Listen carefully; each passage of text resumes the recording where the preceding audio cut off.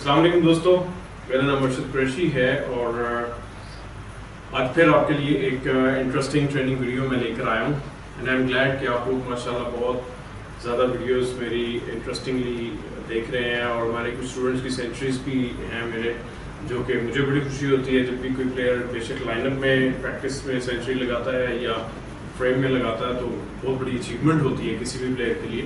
और मैं चाहूँगा कि अगर आप लोग भी कभी सेंचुरी हिट करते हैं, नॉक करते हैं, तो आप भी अपनी वीडियो मुझे बनाएं, भेजें और मैं अपने तमाम सब्सक्राइबर्स और तमाम फैंस और दोस्तों के साथ शेयर करेंगे। और ये एक एनालिसिस प्रोसेस भी होता है जो आपको बताता है कि आप किस लेवल की गेम खेल रहे हैं और क्या कर रहे हैं। खैर बहुत सी और वीडियोस भी आएंगी और भी काफ़ी कुछ मैं करने वाला हूँ इंशाल्लाह।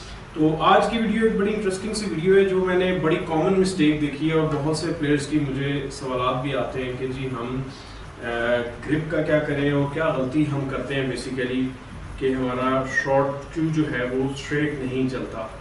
तो बेसिक ग्रिप के ऊपर तो मैंने काफ़ी 7-8 माह पहले वीडियोस कुछ दी हैं जिसके ऊपर मैंने बताया था कि ग्रिप कैसे होनी चाहिए, आपको कैसे उसको क्यूइंग करनी चाहिए, सारा कुछ था।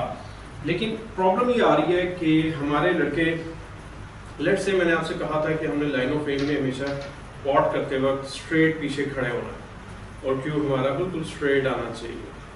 अब इसमें गलती क्या हो रही है? गलती ये हो रही है कि वो लड़का अगर ये इंस्ट्रक्शंस फॉलो कर भी रहा है प्लेयर, तो वो हाथ उसने ऐसे रखा हुआ है, अब वो ऐसे करके नीचे जाता है तो उसका क्यू स्ट्रेट नहीं चलता। या दूसरा मिस्टेक जो वो कर पाता वो हाथ उसका ऐसे होता है और वो ऐसे करके शॉट खेलने की कोशिश करता है और वो भी एक प्रॉब्लम बन जाती है।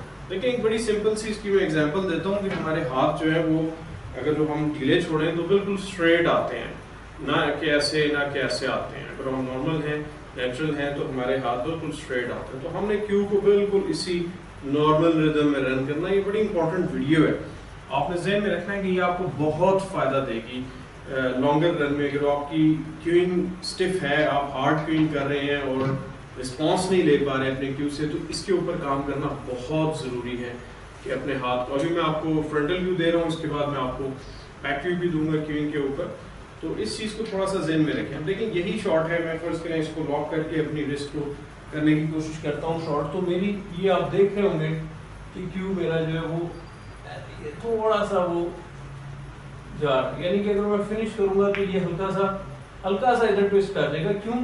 क्योंकि मैंने जबरदस्ती उसके लॉक को सेंट्रलाइज हिटिंग की कोशिश कर रहा हूँ। इस चीज को समझना आपने।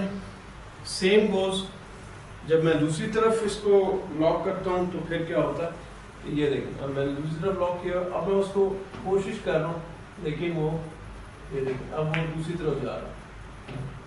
सो हमने मेक श्योर करना है कि अपनी ग्रिप को स्ट्रेट रखने की कोशिश करें, अपने आर्म को, अपने जो ये है हमारी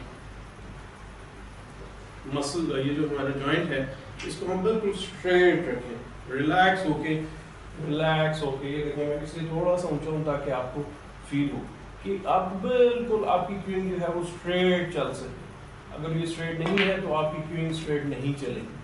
सो ये आपने ज़हन में रखना है कि आपकी क्यूइंग जो है वो स्ट्रेट हो।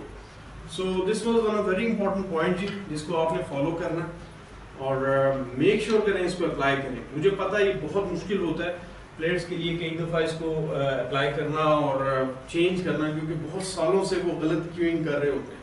तो इसको थोड़ा सा कोशिश करें, आहिस्ता करते आप में भी 1-2 हफ्ते लगाएं इसके ऊपर। थोड़ा सा टाइम गेम को छोड़ के अपनी टेक्निक को ठीक करने में अगर आप लगा लेते हैं तो आप खुद ब खुद ठीक होना शुरू हो जाते हैं।